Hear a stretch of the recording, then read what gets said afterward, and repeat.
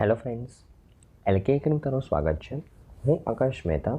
આજે આપણે ડિસ્કસ કરીશું કરંટ અફેર્સ ડિસેમ્બર મહિનાનું Gujarat specific. Late start with the first news. Okay, આપણી પહેલી ન્યૂઝ છે ફ્રેન્ડ્સ કે આમાં રિસેન્ટલી યુનેસ્કો દ્વારા ગુજરાતના ટ્રેડિશનલ ડાન્સ ફોર્મ ગરબાને ઇન્ટેન્જિબલ કલ્ચરલ હેરિટેજ લિસ્ટમાં સામેલ કરવામાં આવેલું છે. આ ન્યૂઝ વિશે વાત કરીએ તો જો તમને ખબર જ હશે ફ્રેન્ડ્સ, યુનેસ્કો દ્વારા જેટલા પણ હેરિટેજ સાઇટ છે એનું લિસ્ટ દર વર્ષે બહાર પાડવામાં આવે છે.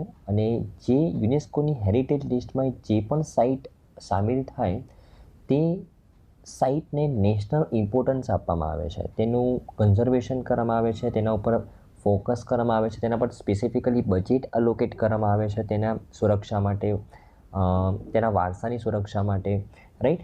તો આ હેરિટેજ બે ટાઈપના હોય, એક તો ટેન્જિબલ અને એક ઇન્ટેન્જિબલ. ટેન્જિબલ મતલબ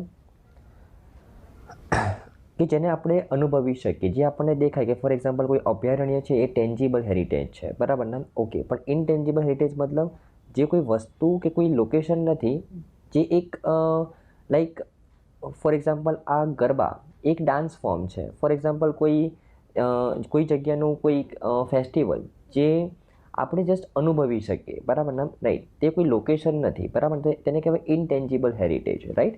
તો હમણાં રિસેન્ટલી યુનેસ્કો દ્વારા ઇન્ટેન્જિબલ હેરિટેજનું એક લિસ્ટ બહાર પાડવામાં આવ્યું અને એ લિસ્ટની અંદર ગુજરાતના ગરબાને, જે ગુજરાતનું ટ્રેડિશનલ ડાન્સ ફોર્મ છે ગરબા, તેને યુનેસ્કોના ઇન્ટેન્જિબલ લિસ્ટની અંદર સામેલ કરવામાં આવેલું છે, બરાબર ને? ખૂબ જ ગૌરવપૂર્ણ બાબત છે, રાઈટ. તો ખૂબ જ ઇમ્પોર્ટન્ટ ન્યૂઝ પણ છે. અને આ નિર્ણય ક્યારે લેવામાં આવ્યો? તો યુનેસ્કોની જે ઇન્ટર ગવર્મેન્ટલ મિટિંગ હમણાં આયોજિત કરવામાં આવી, કઈ જગ્યાએ? બોત્સવા દેશની અંદર, બરાબર ને? એનો આ 18મી સત્ર હતું આ મિટિંગનું, અને એ મિટિંગ દરમિયાન આ લિસ્ટનું અનાઉન્સમેન્ટ કરવામાં આવ્યું. એકચ્યુઅલી આખા વર્ષ દરમિયાન અલગ અલગ દેશો પાસેથી નોમિનેશન્સ માંગવામાં આવે અને એ નોમિનેશન્સમાંથી હેરિટેજને સિલેક્ટ કરવામાં આવે આ મિટિંગ દરમિયાન, બરાબર ને? તો હમણાં 18મું સેશન બોત્સવાના અંદર આયોજિત કરવામાં આવેલું હતું. યુનેસ્કોની ઇન્ટર ગવર્મેન્ટલ કમિટીનું આ 18મા સેશન દરમિયાન આ લિસ્ટ બહાર પાડવામાં આવેલું છે, બરાબર ને? ઓકે, ટોટલ અત્યાર સુધી ભારતના અગર હું વાત કરું તો ઇન્ટેન્જિબલ હેરિટેજ લિસ્ટની અંદર ટોટલ 15 શિલાલેખનો સમાવેશ થયો છે, બરાબર ને? અને જો હું ગરબાની વાત કરું તો ગરબા એ ગુજરાત રાજ્યની અંદર નવરાત્રિ ફેસ્ટિવલ દરમિયાન ગરબાનું આયોજન કરવામાં આવે છે. નવરાત્રિ ફેસ્ટિવલ 9 દિવસનું આયોજન કરવામાં આવે છે, 9 રાત્રિનું આયોજન કરવામાં આવે છે.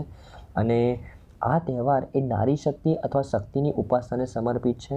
નારી ઉર્જાની સાંસ્કૃતિક, પ્રદર્શનાત્મક અને દ્રશ્ય અભિવ્યક્તિઓ ગરબા નૃત્ય દ્વારા વ્યક્ત થાય છે, બરાબર ને? ઓકે,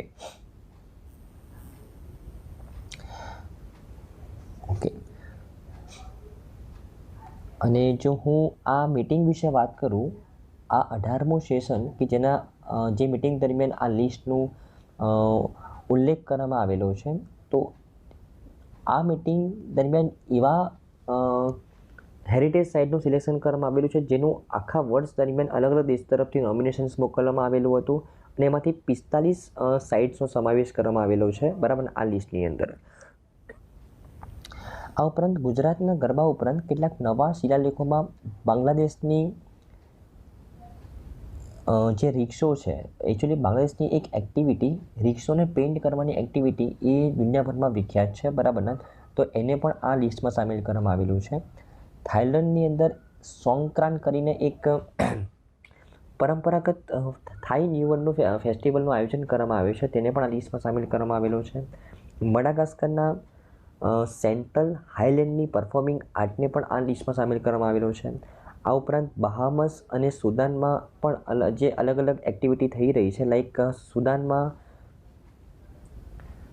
પ્રોફેટ મોહમ્મદના જન્મદિવસની જે ઉજવણી, બરાબર, તેને પણ આ લિસ્ટમાં સામેલ કરવામાં આવેલું છે. તો એવું નહીં કે માત્ર ડાન્સ ફોર્મ કે માત્ર ફેસ્ટિવલ, મતલબ એવી કોઈ પણ વસ્તુ કે જે દુનિયાભરમાં પ્રખ્યાત હોય, બરાબર, જે એક પર્ટિક્યુલર દેશને એક યુનિક પદ્ધતિ હોય, બરાબર, તેને પણ આ લિસ્ટમાં સામેલ કરવામાં આવે છે, જેથી કરીને સંસ્કૃતિ જળવાઈ રહે, લોકોને ખબર પડે કે આ દેશમાં આ વસ્તુ થઈ રહી છે, બરાબર ને? ઓકે.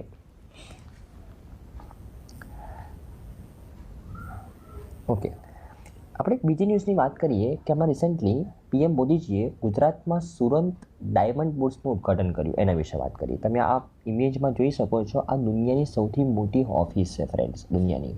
તમે જુઓ, આ બધા જ ટાવર છે ને, ટોટલ 5 ને 4 9 ટાવર એ એકબીજા સાથે કનેક્ટેડ ટાવર છે, એ અલગ અલગ નથી, એકબીજા સાથે કનેક્ટેડ ટાવર છે. આ ભેગું થઈને દુનિયાની સૌથી મોટી બિલ્ડિંગ અહીંયા સ્થાપવામાં આવી છે સુરત ડાયમંડ બુર્સની અંદર, જેનું ઉદ્ઘાટન હમણાં પીએમ મોદીજી દ્વારા કરવામાં આવેલું છે, એના વિશે વાત કરીએ. તો વડાપ્રધાન મોદીએ 17 ડિસેમ્બરે સુરત ડાયમંડ બુર્સનું ઉદ્ઘાટન કર્યું, જે આંતરરાષ્ટ્રીય હીરા અને જ્વેલરી વ્યવસાય માટે વિશ્વના સૌથી મોટા અને આધુનિક કેન્દ્રમાંનું એક છે. અને આ એવા સમયે ઉદ્ઘાટન કરવામાં આવ્યું કે જ્યાં હીરાનો ઉદ્યોગ એ અત્યારે ક્રાઇસિસમાં ચાલી રહ્યો છે, તેવા સમયે તેનું ઉદ્ઘાટન થયું છે, બરાબર ને? ઓકે. જો સુરત ડાયમંડ બુર્સ વિશે વાત કરું, તે એ વિશ્વનું સૌથી મોટું ઓફિસ કોમ્પ્લેક્સ છે, જેમાં 67 લાખ ચોરસ ફૂટ ફ્લોર એરિયા છે, જે 9-15 માળના ઇન્ટરકનેક્ટેડ ટાવર્સમાં ફેલાયેલો છે, જેમાં 300 ચોરસ ફૂટથી 75,000 ચોરસ ફૂટ સુધીની ઓફિસો છે, જેનો ઉદ્દેશ્ય હીરાના વેપારનો જે વ્યવસાય છે તેને મુંબઈથી સુરતમાં સ્થાનાંતરિત કરવાનો છે. કેમ? કારણ કે ભારતનો મોટાભાગનો, ભારતનો નહીં, હું તો દુનિયાના મોટાભાગનો હીરાનો જે બિઝનેસ છે, જે કટિંગ, પોલિશિંગ વગેરે સુરતમાં થાય છે, પણ ટ્રેડિંગ ક્યાંથી થાય છે? મુંબઈથી. તો આ જે લોજિસ્ટિકનો ખર્ચો છે ને, અહીંયા મિનિમાઇઝ કરવા માટે જે ટ્રેડિંગ મુંબઈથી થાય છે તેની જગ્યાએ હવે સુરતથી થાય, તેના માટે આ હબ અહીંયા બનાવવામાં આવેલું છે, બરાબર ને? રાઈટ. નવા પ્રોજેક્ટનું ઉદ્ઘાટન કરતી વખતે મોદીજીએ બિલ્ડિંગના શહેરના અન્ય હીરા તરીકે ઓળખાવેલું હતું, અને સુરતની ભવ્યતામાં વધુ એક હીરાનો ઉમેરો થયો છે. વિશ્વભરની ઊંચી ઇમારતોને આટલા વિશાળ હીરાની સામે તેમની ચમક ગુમાવી દી છે, તેમનું એવું કહેવું છે, બરાબર ને? ઓકે. જો સુરતના હીરા ઉદ્યોગ વિશે વાત કરું તો લગભગ 8 લાખ લોકોને આ રોજગાર પૂરો પાડે છે સુરતનો હીરા ઉદ્યોગ, અને આ નવા ડાયમંડ બુર્સ આવવાથી 1.5 લાખ વધારે લોકોને નોકરીઓ મળશે. વડાપ્રધાને આ પ્રોજેક્ટ માટે ટીમને અભિનંદન પાઠવ્યા હતા અને પ્રોજેક્ટને નવા ભારત અને તેની શક્તિના પ્રતીક તરીકે વર્ણવ્યું હતું, બરાબર ને? ઓકે.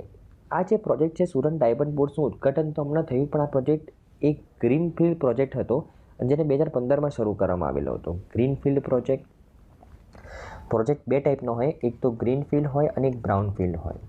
જે પ્રોજેક્ટને નવેસરથી બનાવવામાં આવે તેને ગ્રીનફિલ્ડ પ્રોજેક્ટ કહેવાય, જે પ્રોજેક્ટને માત્ર રિનોવેટ કરવામાં તેને બ્રાઉનફિલ્ડ પ્રોજેક્ટ કહેવાય, બરાબર ને? રાઈટ. તો આ 2015માં એક ગ્રીનફિલ્ડ પ્રોજેક્ટને શરૂ કરવામાં આવેલું હતું, જેનું અત્યારે ઉદ્ઘાટન કરવામાં આવેલું છે, બરાબર ને? ઓકે. તો આઈ થિંક તમને ન્યૂઝમાં સારી રીતે ખબર પડી હશે. ખૂબ જ ઇમ્પોર્ટન્ટ ન્યૂઝ છે ફ્રેન્ડ્સ. સુરતમાં ડાયમંડ બુર્સનું ઉદ્ઘાટન કરવામાં આવેલું છે, વિશ્વની સૌથી મોટી ઓફિસ છે, બરાબર ને? ઓકે, ચાલો.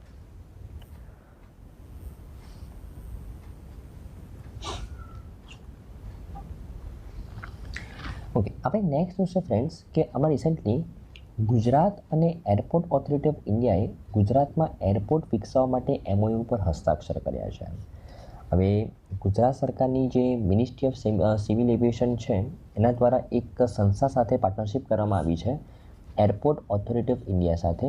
અને પાર્ટનરશિપ કેમ કરવામાં આવી છે, MOU પર કેમ હસ્તાક્ષર કરવામાં આવેલા છે કે ટોટલ 11 ગ્રીનફિલ્ડ એરપોર્ટને ડેવલપ કરવાના છે. અને કોણ ડેવલપ કરશે? એરપોર્ટ ઓથોરિટી ઓફ ઇન્ડિયા કરશે.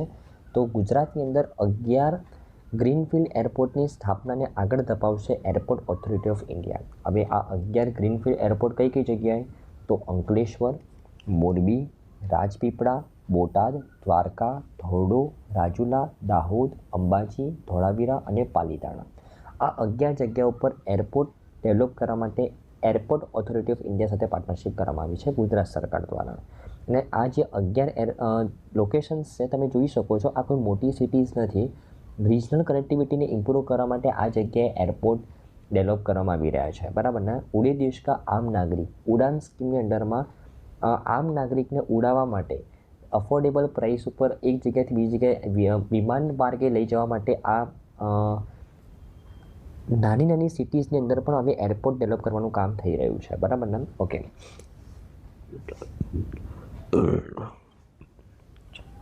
આપણી નેક્સ્ટ ન્યૂઝ છે ફ્રેન્ડ્સ કે અમારા રિસેન્ટલી ગુજરાત ગવર્મેન્ટ દ્વારા એક પોર્ટલ લોન્ચ કરવામાં આવ્યું અને એ ટાઈપનું પોર્ટલ લોન્ચ કરનારું ગુજરાત એ પહેલું રાજ્ય બન્યું છે.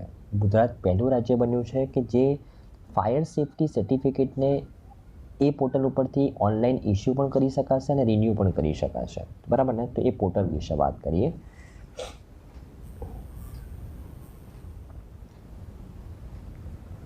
ઓકે, ચાલો. તો મુખ્યમંત્રીજીએ નાગરિકો માટે ઇઝ ઓફ લિવિંગને આગળ વધારતા ગુજરાત ફાયર સેફ્ટી COP પોર્ટલનો પ્રારંભ કર્યો છે. આ પોર્ટલ વિશે વાત કરીએ. તો મુખ્યમંત્રી શ્રી ભૂપેન્દ્ર પટેલે આવતીકાલના જીવંત શહેરો આ એક કોન્ફરન્સનું લોકાર્પણ કરેલું હતું. કોન્ફરન્સનું નામ શું હતું કે cities of tomorrow, live cities of tomorrow આ કોન્ફરન્સનું નામ હતું, બરાબર ને? આ કોન્ફરન્સની અંદર સંબોધિત કરતાં ભૂપેન્દ્રભાઈ પટેલ જે આપણા મુખ્યમંત્રી છે એમના દ્વારા એક પોર્ટલનું અનાવરણ કરવામાં આવ્યું. પોર્ટલનું નામ શું છે? Gujarat fire safety COP portal. આ પોર્ટલનું અનાવરણ કરવામાં આવ્યું. હવે આ પોર્ટલ એ કયા ઇનિશિયેટિવના અંડરમાં લોન્ચ કરવામાં આવેલું છે? તો ઇઝ ઓફ લિવિંગ ઇનિશિયેટિવના અંડરમાં લોન્ચ કરવામાં આવેલું છે. હવે આ પોર્ટલ ઉપરથી નાગરિકોને કેવી માહિતી મળશે? તો નાગરિકો એ જે પણ કોઈ ઉચ્ચ જોખમવાળી ઇમારતો લાઈક બહુમાળી સંકુલ, હોસ્પિટલો, હોટેલ્સ, શોપિંગ મોલ્સ, શાળાઓ અને કોલેજ એ વગેરે જગ્યાએ કઈ જગ્યાએ કેટલા ફાયર સેફ્ટી એમ્યુનિટીઝ છે, એ કેવી રીતના ઓપરેટ થશે, બરાબર ને? અને એ દરેક વિશે અહીંયા તેમનું ઇસ્યુએન્સ સર્ટિફિકેટ, તેમનું કયા વર્ષમાં તે ફાયર સેફ્ટી જે ફાયર ઇક્વિપમેન્ટ છે કયા વર્ષમાં ઇન્સ્ટોલ કરેલું છે, આ ઉપરાંત એ બિલ્ડિંગને ફાયર સેફ્ટી સર્ટિફિકેટ મળેલું છે કે નહીં, એ દરેક વસ્તુ વિશે માહિતી મળી જશે આ પોર્ટલ ઉપર. આ પોર્ટલ કયા ઇન્સ્ટિટ્યૂટ અંડરમાં લોન્ચ કરવામાં આવેલું છે? ઇઝ ઓફ લિવિંગ ઇન્સ્ટિટ્યૂટ અંડરમાં લોન્ચ કરવામાં આવેલું છે, બરાબર ને? ઓકે.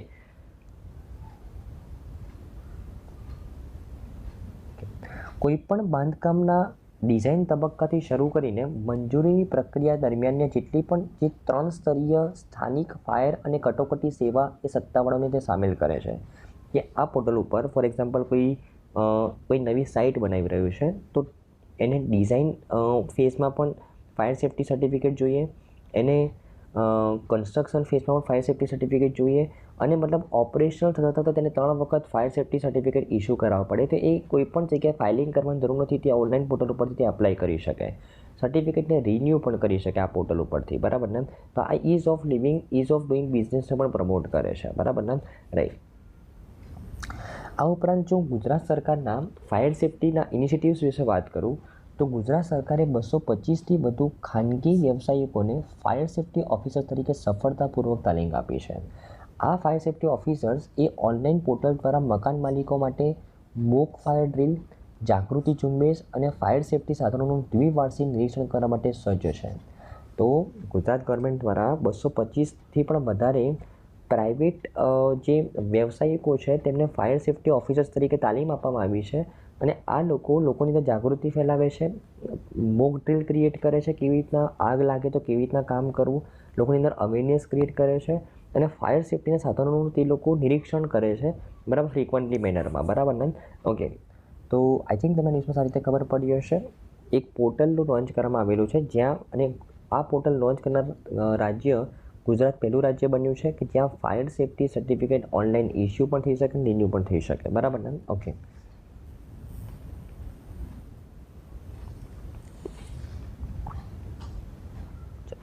આપણી નેક્સ્ટ ન્યૂઝ છે ફ્રેન્ડ્સ કે આમાં recently Gujarat renewable energy policy launch કરવામાં આવી હતી 2023ની, બરાબર ને? તો એને હાઇલાઇટ વિશે વાત કરીએ.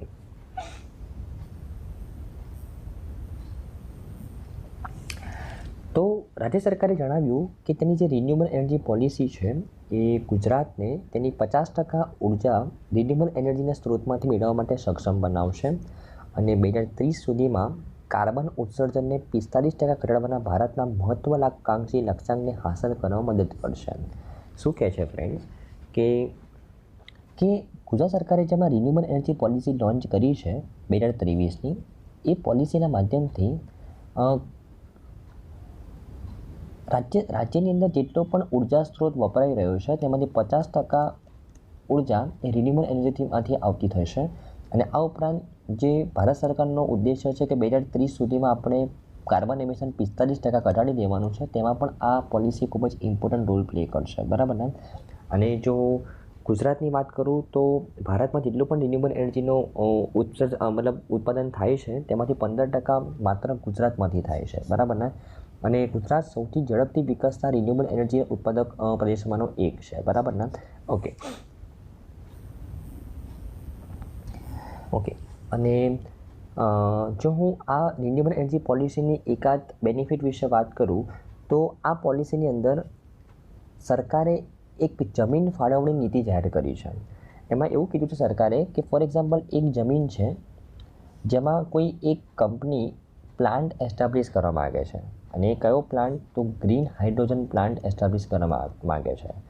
અને એ કંપની કહે છે કે ભાઈ અમે આ જમીન ઉપર અમે 100 મેગાવોટની કેપેસિટીવાળો ગ્રીન હાઇડ્રોજન પ્લાન્ટ અમે પ્રોડ્યુસ કરવા માગીએ છીએ.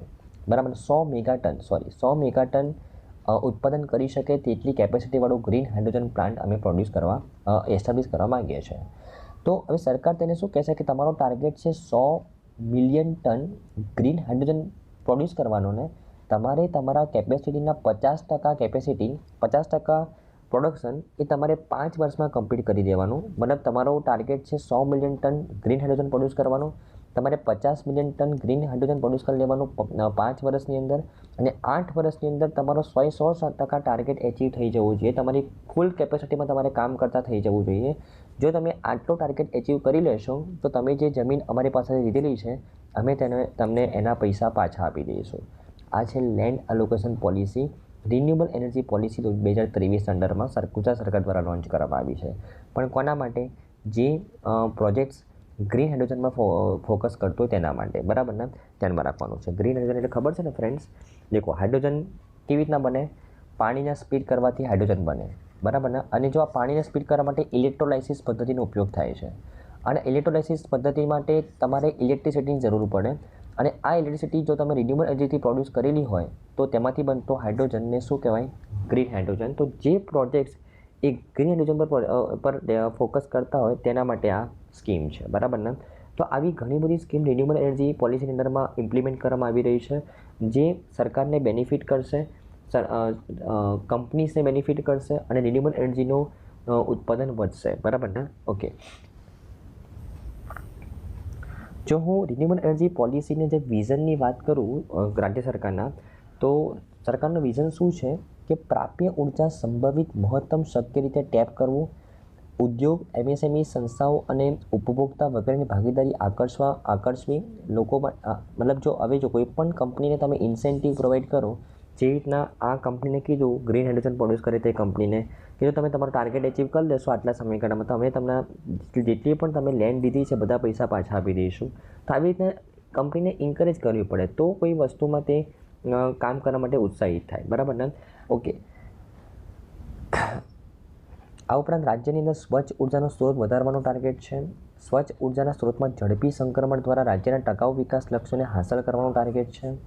અને અનુકૂળ નીતિ માળખા સાથે ગ્રાહકોને ગુણવત્તાયુક્ત, વિશ્વસનીય અને ખર્ચાળ સ્પર્ધાત્મક નવીનીકરણ શક્તિ ઉપલબ્ધ કરાવવા એ સરકારનો મુખ્ય ઉદ્દેશ્ય છે. બરાબર ને? રાઈટ. અને વર્ષ 2030 સુધીમાં બિન અશ્મિભૂત ઇંધણ આધારિત ઉર્જા સંસાધનોમાંથી 50% સંચિત ઇલેક્ટ્રિક પાવર સ્થાપિત ક્ષમતા પ્રાપ્ત કરવાનો ઉદ્દેશ્ય છે. શું કહે છે કે જેટલી પણ ઇલેક્ટ્રિસિટી આપણે 2030 સુધીમાં મેળવીશું એમાંથી 50% એ નોન ફોસિલ ફ્યુઅલમાંથી આવે તેવો ટાર્ગેટ છે સરકારનો. એ વિઝનથી આ પોલિસી તૈયાર કરવામાં આવેલી છે અને એ પોલિસીની આપણે હાઇલાઇટ જોઈએ સિમ્પલ. બરાબર ને? ઓકે.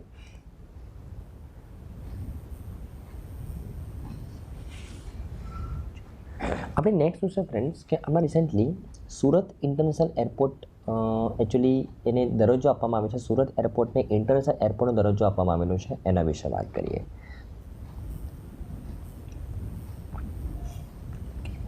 તો પ્રધાનમંત્રી નરેન્દ્ર મોદીની અધ્યક્ષતામાં કેન્દ્રીય મંત્રીમંડળે સુરત એરપોર્ટને આંતરરાષ્ટ્રીય એરપોર્ટ તરીકે જાહેર કરવાના પ્રસ્તાવને મંજૂરી આપી છે. બરાબર ને? તો આ ન્યૂઝ વિશે જોઈએ. તો સુરત ઇન્ટરનેશનલ એરપોર્ટ એ સમૃદ્ધ હીરા અને ટેક્સટાઇલ ઉદ્યોગો માટે એક સીમલેસ નિકાસ આયાત કામગીરીની સુવિધા આપશે. પેસેન્જર ટ્રાફિક અને કાર્ગો ઓપરેશનમાં વધારો થવાના કારણે આંતરરાષ્ટ્રીય દરજ્જો પ્રાદેશિક વિકાસને પ્રોત્સાહન આપશે અને તે આર્થિક વિકાસને પણ વધારશે, વિદેશી રોકાણ આકર્ષશે અને રાજદ્વારી સંબંધોને મજબૂત બનાવશે.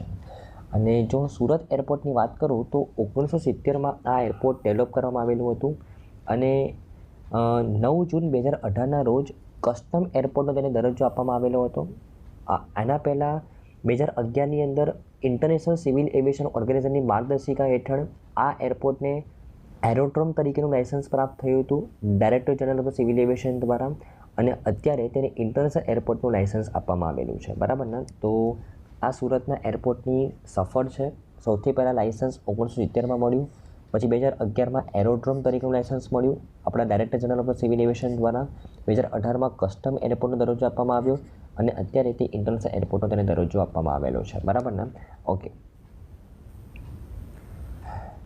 અને સુરત એરપોર્ટ પર નવા ટર્મિનલ બિલ્ડિંગનું પણ લોકાર્પણ કરવામાં આવ્યું પીએમ મોદીજી દ્વારા.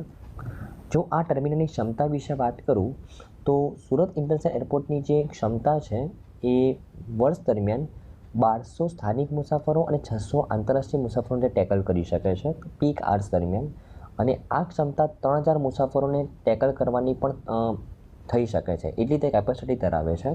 બરાબર. અને જો હું આ એરપોર્ટના ડિઝાઇન વિશે વાત કરું તો ટર્મિનલની ડિઝાઇન એ સ્થાનિક સંસ્કૃતિ અને વારસો બતાવે છે. ટર્મિનલના આગળના ભાગમાં સુરત શહેરના રાંદેર પ્રદેશના જૂના મકાનોના સમૃદ્ધ અને પરંપરાગત લાકડાનું કામ જોવા મળે છે. બરાબર ને?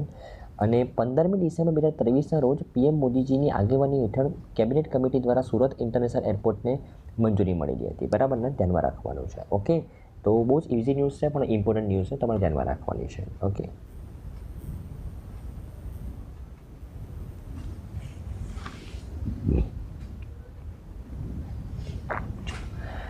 આપણી નેક્સ્ટ ન્યૂઝ છે ફ્રેન્ડ્સ કે આમાં રિસેન્ટલી ફ્લાવર શોનું આયોજન કરવામાં આવેલું હતું. વાઇબ્રન્ટ ફ્લાવર શોનું આયોજન અમદાવાદના સાબરમતી રિવરફ્રન્ટ ખાતે, એના વિશે વાત કરીએ. તો મુખ્યમંત્રી ભૂપેન્દ્રભાઈ પટેલે હમણાં વાઇબ્રન્ટ અમદાવાદ ફ્લાવર શો 2024નું ઉદ્ઘાટન કર્યું અને તમે અહીંયા જોઈ શકો છો ઇમેજની અંદર કે કેવું સુંદર રીતે અહીંયા ફ્લાવર શોનું આયોજન કરવામાં આવેલું છે. આ ફ્લાવર્સથી ઓલિમ્પિક્સનું જે સિમ્બોલ છે, બરાબર, જે આપણે ઓલિમ્પિક્સને હોસ્ટ કરવા માટે જે પ્રપોઝલ રાખેલું છે ઇન્ટરનેશનલ ઓલિમ્પિક કમિટી સામે, બરાબર ને, તો એ અહીંયા પ્રતીક બતાવે છે. આ ઉપરાંત statue of unity Sardar Vallabhbhai પટેલનું પણ અહીંયા રેપ્લિકા બનાવવામાં આવી છે ફ્લાવર્સના માધ્યમથી. તમે જોઈ શકો છો કે 5 ઘોડાની રેપ્લિકા બનાવવામાં આવી છે. બરાબર ને? આ ઉપરાંત જે સંસદ બન્યું છે, આપણે જે નવી સંસદ બનાવી છે, નવું પાર્લામેન્ટ બનાવ્યું છે, એની પણ રેપ્લિકા તૈયાર કરવામાં આવી છે ફ્લાવર્સના માધ્યમથી. બરાબર ને? તો દેશ વિદેશથી ફ્લાવર્સ ઇમ્પોર્ટ કરાવીને એક ફ્લાવર શો અહીંયા ડેવલપ કરવામાં આવેલો છે રિવરફ્રન્ટ ખાતે. અને અલગ અલગ જે આખા વર્ષ દરમિયાન જે ઇમ્પોર્ટન્ટ ઇવેન્ટ થઈ એની રેપ્લિકા અહીંયા દર્શાવવામાં આવી છે. બરાબર ને? ઓકે. તો વાઇબ્રન્ટ અમદાવાદ ફ્લાવર શો 2024ની મુખ્ય વિશેષતાઓમાં તેનો જે ગેટ છે એ વડનગરની કમાનની પ્રતિકૃતિ દર્શાવતો એક પ્રવેશદ્વાર બનાવવામાં આવેલો છે. આ ઉપરાંત અગ્રણી આકર્ષણોમાં સરદાર વલ્લભભાઈ પટેલનું સ્ટેચ્યુ ઓફ યુનિટીની પ્રતિકૃતિઓ, નવી સંસદ ભવન, મોઢેરા સૂર્ય મંદિર, ચંદ્રયાન 3, 7 ઘોડાઓ અને ઓલિમ્પિક પ્રતિકૃતિનો સમાવેશ થાય છે. બરાબર ને? 15 લાખથી પણ વધારે વિવિધ ફૂલોના પ્લાન્ટને ઇમ્પોર્ટ કરાવીને આ ફ્લાવર શોનું આયોજન આપણે કરવામાં આવેલું છે. બરાબર ને? અને આ ઉપરાંત 7 લાખ કરતાં પણ વધારે રોપાઓમાંથી બનાવેલ 400 મીટર લાંબી ફ્લોરલ સ્ટ્રક્ચરનું અહીંયા પ્રદર્શન કરવામાં આવી રહ્યું છે. બરાબર ને? તે એક આકર્ષણનું કેન્દ્ર બન્યું છે. બરાબર ને? ઓકે. તો બહુ જ સિમ્પલ ન્યૂઝ હતી પણ ઇમ્પોર્ટન્ટ ન્યૂઝ છે. વાઇબ્રન્ટ ફ્લાવર શો અમદાવાદમાં આયોજન કરવામાં આવેલું હતું. બરાબર ને? ઓકે.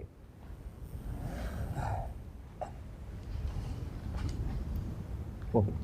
ચાલો આપણી નેક્સ્ટ ન્યૂઝ છે ફ્રેન્ડ્સ કે હમણાં રિસેન્ટલી આપણા મુખ્યમંત્રી શ્રી ભૂપેન્દ્ર પટેલે ખેલ મહાકુંભ 2.0નું ઉદ્ઘાટન કર્યું, એના વિશે વાત કરીએ. તો પહેલાં ખેલ મહાકુંભ શું છે એના પહેલાં આપણે જો તમને ખબર હશે નેશનલ લેવલ ઉપર ખેલો ઇન્ડિયા પ્રોગ્રામનું આયોજન કરવામાં આવે છે. ખેલો ઇન્ડિયા પ્રોગ્રામ જે રીતે નેશનલ લેવલ ઉપર ખેલો ઇન્ડિયા પ્રોગ્રામનું આયોજન કરવામાં આવે છે, જેમાં આપણે આખા વર્ષમાં 3 ઇવેન્ટનું આયોજન કરીએ છીએ સેન્ટ્રલ લેવલ ઉપર. ખેલો ઇન્ડિયા યુથ ગેમ્સ, ખેલો ઇન્ડિયા વિન્ટર ગેમ્સ અને ખેલો ઇન્ડિયા યુનિવર્સિટી ગેમ્સ. આ 3 ઇવેન્ટનું આપણે આખા વર્ષ દરમિયાન આયોજન કરીએ છીએ, જેથી કરીને આપણા એથ્લીટ્સ એ ઇન્ટરનેશનલ લેવલ ઉપર તૈયાર થાય, બરાબર ને. તો તેવી રીતના ગુજરાત સરકાર દ્વારા 2010થી ખેલ મહાકુંભનું આયોજન કરવામાં આવે છે. ખેલ મહાકુંભની અંદર રાજ્યની દરેક શાળાઓના વિદ્યાર્થીઓ અહીંયા પાર્ટિસિપેટ કરી શકે છે, બરાબર. અને સ્ટેટ લેવલ ઉપર તે પોતાની ટેલેન્ટને બતાવી શકે છે, બરાબર ને, રાઈટ. તો 2010માં જ્યારે આ ઇવેન્ટ શરૂ કરવામાં આવી હતી ને, ત્યારે 15 લાખ લોકો પાર્ટિસિપેટ કરેલું હતું. અને અત્યારે 2023ની અંદર ખેલ મહાકુંભની અંદર ટોટલ 60 લાખ પ્લેયર્સે પાર્ટિસિપેટ કરેલું છે, બરાબર ને. ઓકે, તો એટલા મોટા લેવલ ઉપર આ ઇવેન્ટનું આયોજન કરવામાં આવે છે. સ્પોર્ટ્સને એટલા મોટા દરજ્જે અહીંયા ઇમ્પોર્ટન્સ આપવામાં આવેલું છે, બરાબર ને, જે કોઈ પણ સ્ટેટમાં આટલા મોટા દરજ્જે ઇમ્પોર્ટન્સ નથી આપવામાં આવી રહ્યું, બરાબર. ખેલ મહાકુંભ 2010થી આપણે આ ઇવેન્ટને ઓર્ગેનાઇઝ કરતા રહીએ છીએ, બરાબર ને. ઓકે,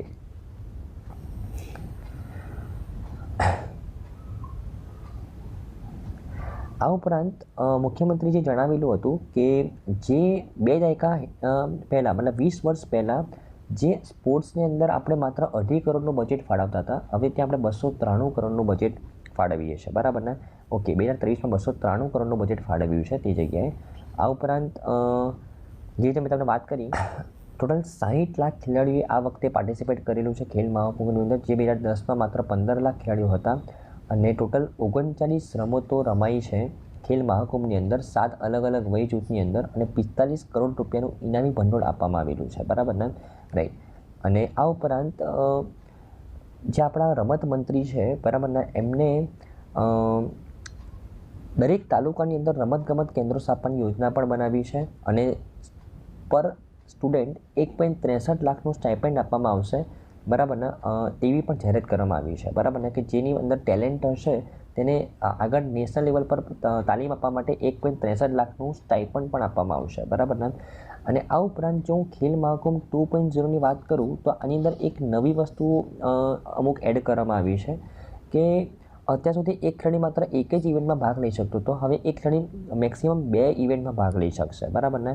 ઓકે, આ ઉપરાંત ખેલ મહાકુંભ 2.0ની અંદર દરેક તાલુકા કક્ષાએ વિજેતા ખેલાડીઓને રોકડ ઇનામો આપવા જેવી નવીનતાઓ રજૂ કરવામાં આવી છે. અને આ ઉપરાંત ટાકરા, બીચ ફૂટબોલ, બીચ વોલીબોલ જેવી અલગ અલગ રમતોનો આ વખતે સમાવેશ કરવામાં આવેલો છે, બરાબર ને. ટોટલ 39 રમતોનો સમાવેશ કરવામાં આવેલો છે આ ઇવેન્ટની અંદર. ઓકે, તો આઈ થિંક તમને ન્યૂઝમાં ખબર પડી હશે ખેલ મહાકુંભ 2.0નું ઉદ્ઘાટન કર્યું, ખેલ મહાકુંભ શું છે, બરાબર. અને આ વખતે કઈ નવીનીકરણ વસ્તુનું અમલીકરણ કરવામાં આવેલું છે, કેવી કઈ વસ્તુનું અમલીકરણ કરવામાં આવેલું છે તે પણ મેં તમને બતાવ્યું. ઓકે, અને આ વખતે કઈ વસ્તુનું ઇનોવેશન કરવામાં આવેલું છે, કઈ રમતોને એડ કરવામાં આવી છે એ પણ મેં તમને જણાવ્યું. ઓકે,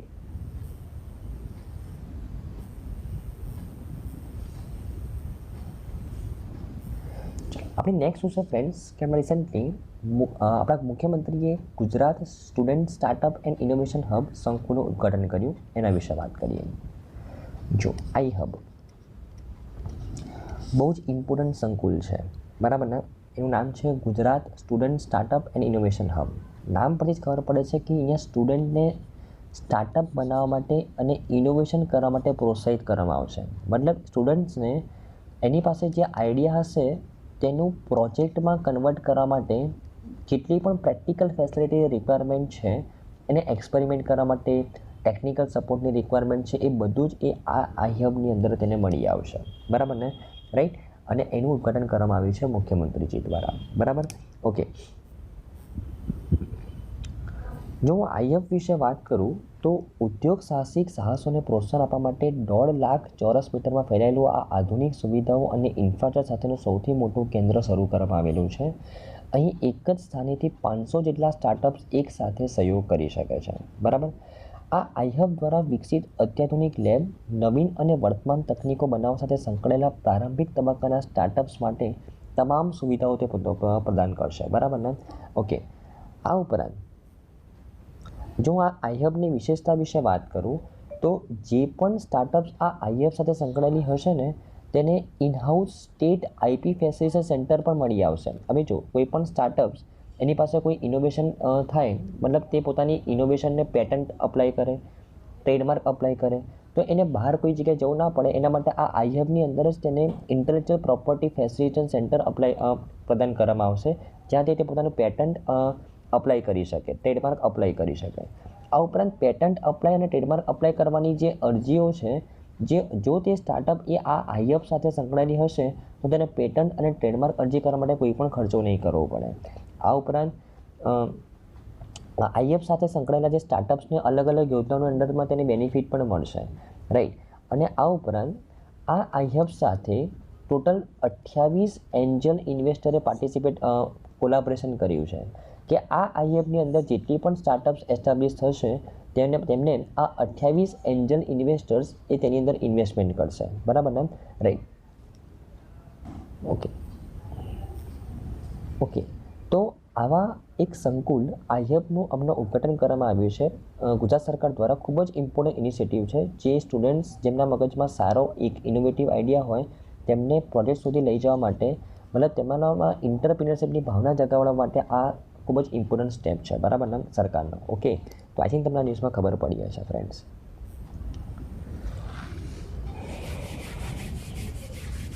તો આઈ થિંક આની તમામ ન્યૂઝમાં તમને સારી રીતે ખબર પડી હશે. Thank you friends, by.